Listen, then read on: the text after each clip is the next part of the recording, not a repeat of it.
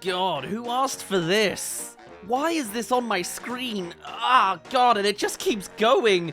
This is Sausage Party Foodtopia. It is the Sausage Party TV series that Amazon is making for some reason. A trailer came out a few weeks back, as well as a couple poster images, and there wasn't really that much buzz as far as I could tell around this new series. And now, just as quickly as it appeared in announcement form, here it is in full form. And like, why? Who asked for this? Is this an in-demand project? The original 2018 Sausage Party movie, I think as well, didn't really have the kind of buzz that it was maybe going for. Obviously being an adult version of a parody of the Toy Story Pixar formula. It got headlines in the fact that the initial trailer was good for chewing on baby carrots, and then the actual reception of the movie was pretty meh. It's very toilet humor happy, has a weird dynamic where it's kind of aimed for adults with its clearly adult humor, but also it's the kind of adult humor that's very prepubescent, you know, it's very 15-year-old coded. So perhaps with 6 years of thinking and retrospective, maybe a little bit of self-reflection going on there, maybe they can actually expand what is apparently going to be a franchise now into something that's genuinely a little bit more than 15-year-old humor. Well, I certainly sat down this morning for the full 4 hours. I have now seen everything related to Amazon's Sausage Party. I've seen all of Season 1, and yes, there is probably going to be a Season 2, and I gotta tell you, it is just a fever dream of its own. This, as a project, you know, I don't think I hate it per se, considering I very recently have been dealing with the likes of the Megamind Peacock series. This is a blessing in comparison. It is god-tier animation when you actually compare the two projects. But honestly, if I hadn't had Megamind as a palate cleanser, a very intense palate cleanser that makes me have the lowest of standards, this series ain't nothing special. The best way to explain it really, the best way I can really come to understand it is 100% just Sausage Party content, you know?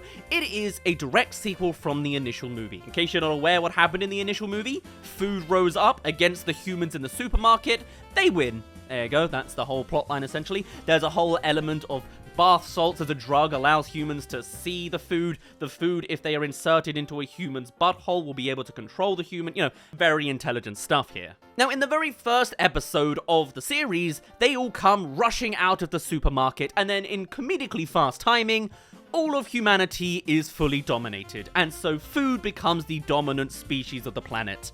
Alright, we don't see any other human wars going on outside of the supermarket. I don't know if every other food in the world knows about this uprising, but by defeating the humans in the car park outside of the supermarket, now the foods are in control. Sure, whatever. With a series like this, you know, with this kind of vibe of the world, you can just sort of roll with it sometimes. I'm still gonna be boring and cynical, but sure, alright. So the idea is, who runs the world? Food. Food! From there, it's like, again, I think the best way I can really explain it is it's kind of like simultaneously faintly edgy adult material mixed with baby's first politics. Now, I'm not going to exactly say that the initial movie had the deepest of characters. The full depth that these characters could really attain is the fact that one of the Bradley characters has a single pube actually animated on themselves. But at the same time, the characters in this series are even more shallow than that. And really, they just fall into archetypes of cliches, but not in a way that's really making commentary or even parodying anything. It's just simple stuff going on exactly as you would expect. Literally, it is like baby's first story. Just slightly more adult, but not really. So beyond the fact that the food now own the world and are getting to live their own utopia, naturally, we first have a giant orgy scene, but I do enjoy the fact that the two main characters just talk to each other normally while walking through the orgy scenario.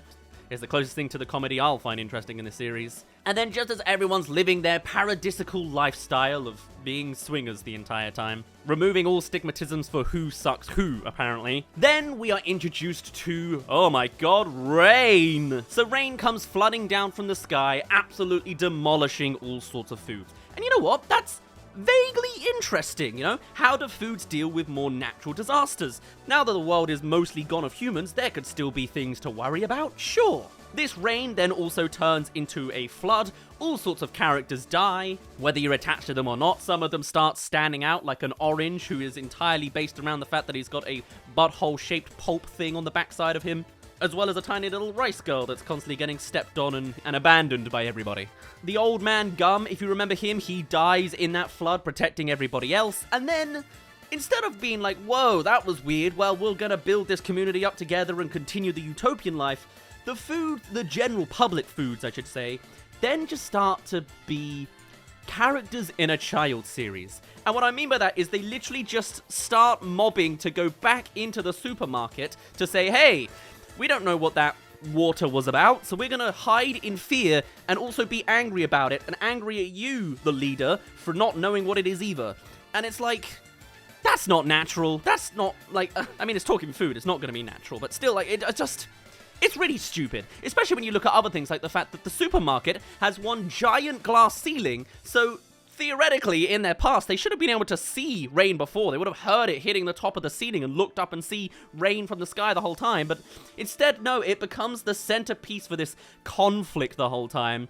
And so it's Frankfurter's main goal now to find out what that rain was, and it's like, I don't know, man. It's very stupid in that way. And that's not even getting into whatever the hell the messaging of this series is meant to be. If it's saying that the general public are so stupid and angry that they'll go back to the discomforting safety of what they're used to as opposed to experiencing something new. I don't know if I'm meant to read into it that far, but it'll only get worse as we continue. And then, so yeah, the rest of it is basically the foods trying to build their own utopia. Yeah? You get it? Foodtopia? Great. Zootopia? We're on board now. But then it is just a matter of every predictable conflict you can think of essentially pops up. One of the weirder ones is the use of Barry, the little sausage guy from before, yeah? He is now, like, bloodthirsty. He only has a purpose when he's at war, so he doesn't enjoy the utopia unless he's basically killing humans. So he goes out and finds another human that's been kidnapping some of the food, apparently. He does end up killing a couple at the campsite, and then they kidnap one of the other ones, using him to try and find information about what's going on. Using that human, they then instantly deal with this initial conflict of working out what the rain is, because he explains it, and also they get the food to come outside of the supermarket now that it's falling apart and the sky is blue, so they know it's safe, you know? And, like, that's fine. The human thing is only going to go into weirder directions. We'll get there in a bit. There's also Sammy the Bagel, who's grieving his friend and so decides to get into the entertainment business. Alright, he does stand-up comedy all the time. Sure, whatever. It's also then at this point that they do more like basic politics things where now that the people are out and about and it's just free reign for everybody, they start being very divisive, claiming land for just themselves immediately and cutting people off. You know, just being general dicks to each other. Again, is that commentary for the public as a whole? I don't know, because by the ending, it's not got a very good messaging about it, but we'll get there when we get there. Still, you get the idea. Everyone starts claiming their own land and splitting up and saying, this is mine, this is mine, this is mine. By episode 3, you start to see what the real premise of this show is. It's not to tell a convincing storyline, as much as I'm going to keep telling you all the ins and outs about it. It's not to tell any great message or to really be that entertaining. It's food puns. It is almost entirely just food puns. And this is why I call it content. Because it's basically, hey, if you're given a sack of money to make more Sausage Party, what do? Well, you probably shove another sausage off of some human's butthole. We'll get there later. And you'll probably make all of the food-related jokes you can. And in this one, they're setting up for a Burning Man festival. There are parallels to, you know, human American Western society here. Again, we'll get to the messaging in a bit. And in doing so, they need auditions to find out who's going to be performing. Very Sing, you know, it's just auditions of food puns and jokes around it. And it's just a lot of that for like at least the first 5 minutes. There's a character that sings Do Re Mi, but does it with dough bread lasagna. Their name is Adil, because they are a dill pickle. You've got Bruno Mars, Peter Ora, and Katy Perrier. And like, that's 80% of the comedy. The other 20% is butthole stuff. And like, I guess that's fine, but I would also argue it's just so basic and boring, you know? It's like, it's easy, is what it is. This show is just following the easy route. It's not necessarily following cliches, but it's just following the simple, easy pathway. And it's not doing it in a way that's commentary. You know, like how on Amazon Prime at the same time you have The Boys, which is very much a commentary parody of the current American political circumstances. This is not that. It's just doing those same circumstances. It's not making a point about it. It's not commentating on it. It's just mirroring it. whilst not even going further into the fact that isn't it weird that the food have invented human society exactly like human society was before it. It's not even that. It's just following the motions. Anyway, the next big conflict is no longer the rain, but the fact that there is a crow, one singular crow, and that's it. So they have to use the human to find the information to save themselves from the crow, so they make a scarecrow out of another human corpse. Thankfully, nothing really molds in this universe, so everything just continues lingering forever. Even the finger. The human loses a finger at the start of the episode, and he has all 5 of them by the end again. You got the other element of Frank and Brenda thinking that they actually need to save the human that's alive because they need him for more information and more problem solving, so that becomes a whole heist sequence. Olivia Rodriguez is another pun that's just shoved in there randomly. They sing macaroni instead of Macarena. Oh, and also they're establishing currency now, with human teeth being the new status quo. All of the song, and yeah, it's basically like a musical episode.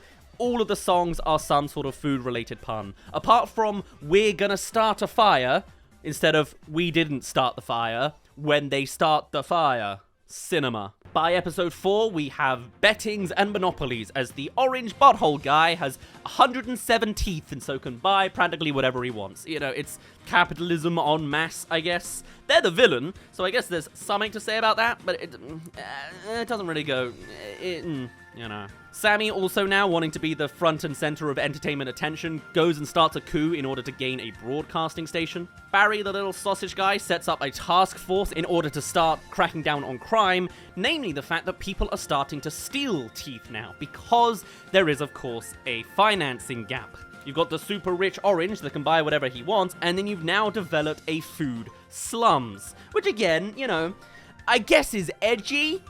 They don't really do anything different with it. It's just, hey, there are poor people, they are forced to steal teeth, you send them to court, and then you realize they were kind of justified because they just needed to live. Oops, oh well, haha. Oh, but one more haha to put in here. One of the popsicles, his wood's shaped like testicles, ha ha ha. Honestly, the only real visual joke I think I do enjoy from this show so far is the fact that there's an avocado who has no seed in his belly, so he just constantly looks like he's gasping. So they just cut to him whenever there's a gasp, and he doesn't need to gasp, he just looks like he's gasping. It's great. I'm an old man, is what I'm telling you. Or I'm older than 15, is what I'm trying to say. Because this series is just continuing the trend of being low-hanging fruit and baby's first story. They then start going into commentary about maybe they should spread the wealth evenly between each other. That wouldn't be controversial, and that's as close as they get to commentary about capitalism, communism stuff. Like, they could have really delved down an interesting route and parodied it, but it's not. It's just doing it. Anyway, the orange starts stepping up as a politician who's more popular than Frank because of his capitalistic views.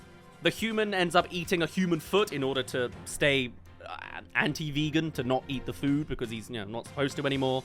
It's at this point I discovered that the director is Conrad Vernon, the same guy between The Addams Family, and suddenly things start to make a whole lot more sense. And then we have a surprisingly really long sequence of the human eating the foot with sad ending music going on the whole time as the credits show on screen. Why? I don't know. Is that meant to be the symbolic thing? We're meant to be most empathetic for the human in this food-based story because he becomes a cannibal?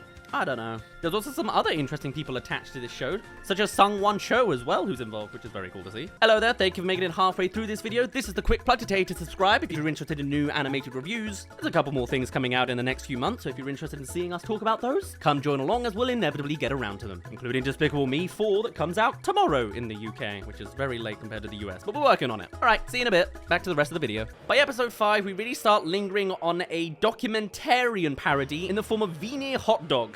A parody of, you know, the real life guy. Showcasing the anguishes of the poor as an egg family is dealing with, you know, having to juggle multiple jobs, and then at the end the whole egg family dies anyway. Maybe they're going for the heights of the baby carrot thing again?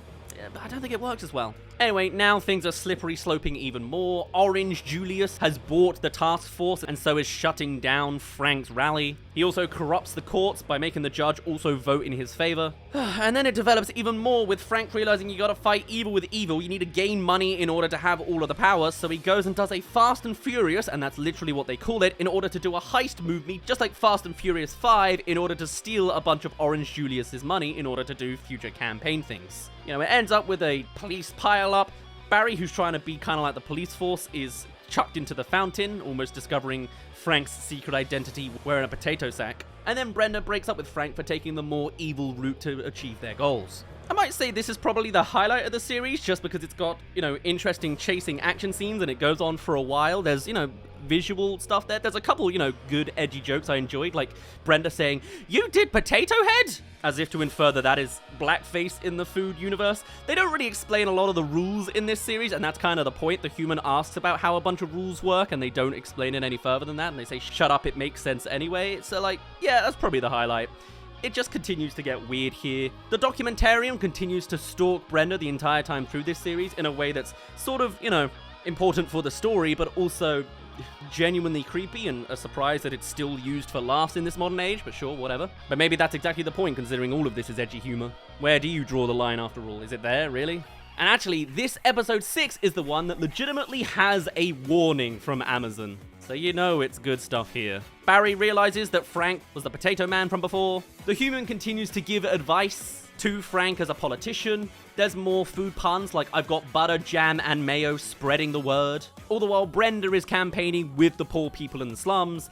And then, oh boy, I mean, it makes sense. If you were trying to expand the edgier, overly crude nature of Sausage Party the movie, what would you do in Sausage Party the series? Well, you've got one human left. You've already shown humans being killed all the time. What else dodgy thing can you do that would warrant a warning from Amazon? Why, you make the human fall in love with Frank the Sausage, and yes, they do indeed have a sex scene.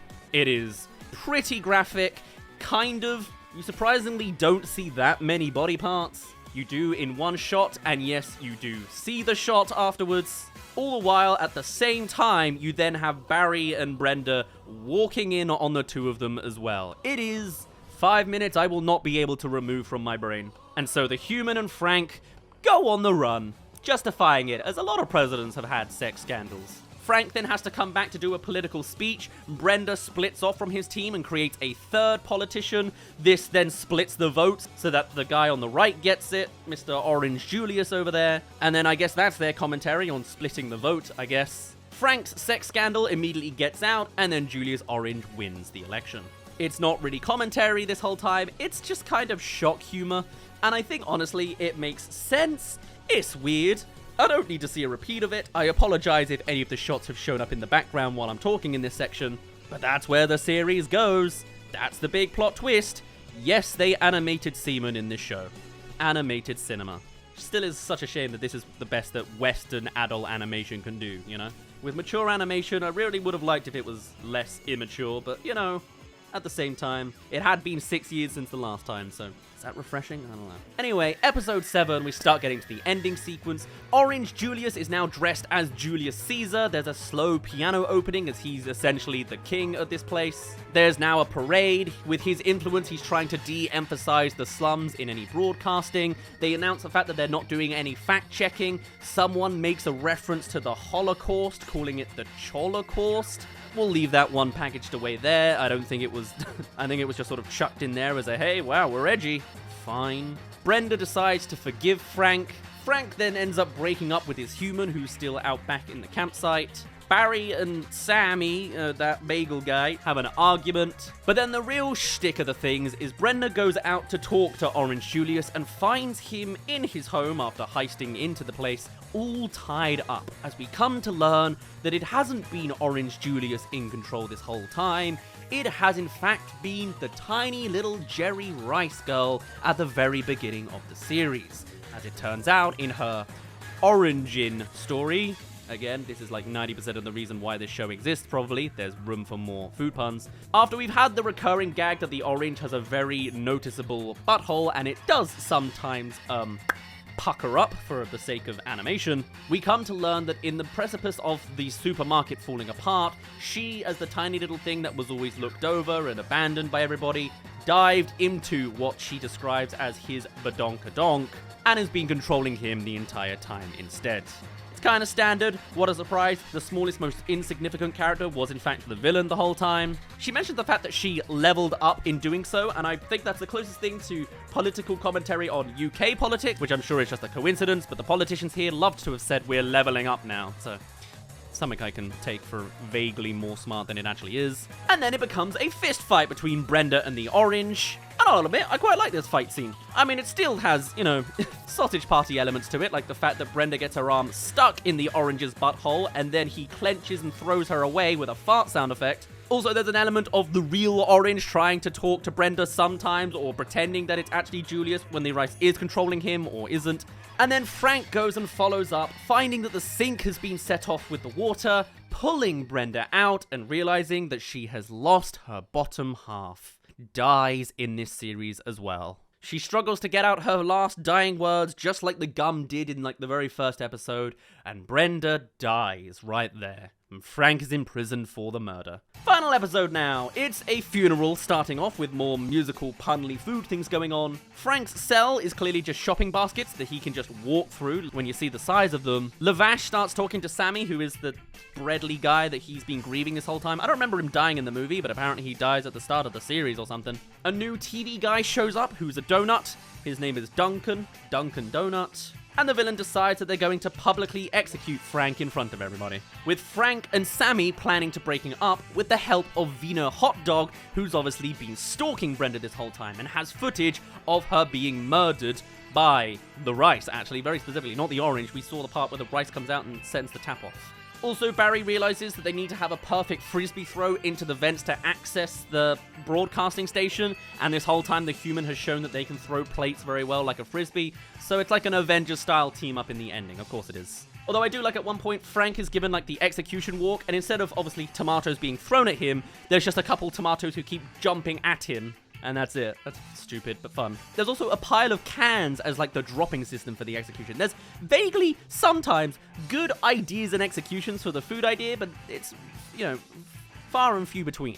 Sammy then broadcasts the real footage with his phone as much as he struggles the whole time. Barry ends up killing multiple foods in protecting him for a while. Everyone learns of the rice coup and deception that everyone's been going through. There's then another fight sequence where Julius is protected by dog food. They are literally working like dogs. Barry chases Julius, finally squirts the rice out, and then they choose to spare the rice as well. With the last minute, you know, wow, we're gonna be the good guys by being the good guys. So it's just a classic unsatisfying ending. Frank gives a final pep talk. Rice says, I only saw the worst in food and they brought out the worst in me. And then that would be the ending, but it's not. The crow takes the rice because in that fight, the scarecrow human corpse fell down. Frank then takes on the leader position in the transition. He says, throw down your teeth and remove currency just like Brenda was advocating for. And while you think that could be a weird, unsatisfying ending to the series, it's not. Because then the public go out to reject him as well. Saying, why are we listening to him? Who put him in charge now? We don't have a leader. They fight over their land once again, saying, this is mine, this is mine, this is mine. Now that the rice guy that owns everything has died, there's like a power vacuum. Frank then leaves, abandoning everyone because the public have gone mad. He comes back with the human and says, I'm the leader now by force. You cannot be trusted to make your own decisions. I'm in charge now. And legitimately, that's the ending. What? Why? How? Also, there is a human drone that's been watching that final moment. So, like, it's an open ending to season 2. But, like, what is this? Where are you going here?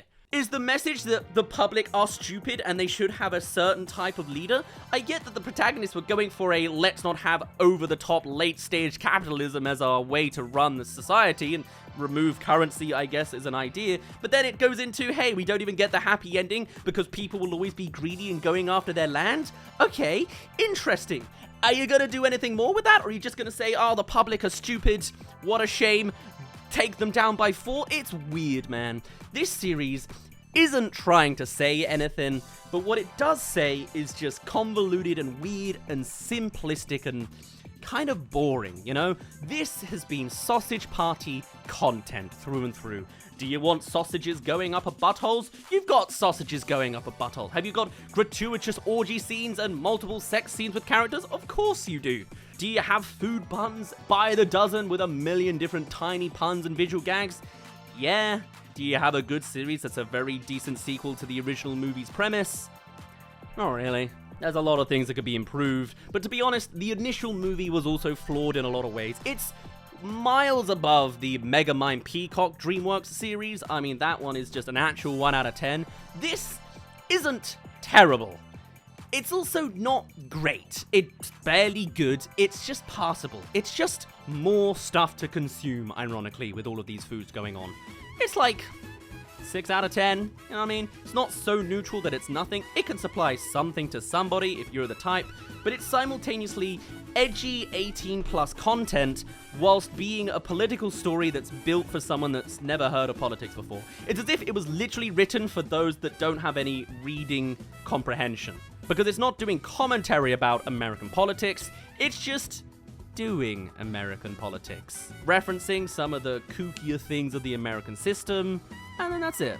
It's just references. For the last 4 hours, I've been watching this unfold and going into territory I certainly didn't think it would dare to, and now on the end of it, I'm dissatisfied by the ending, and not very motivated for the fact that there probably will be a season 2 as well. Through and through, just like the initial movie, Sausage Party Foodtopia, the Amazon Prime series, is definitely, best way to put it, a fever dream.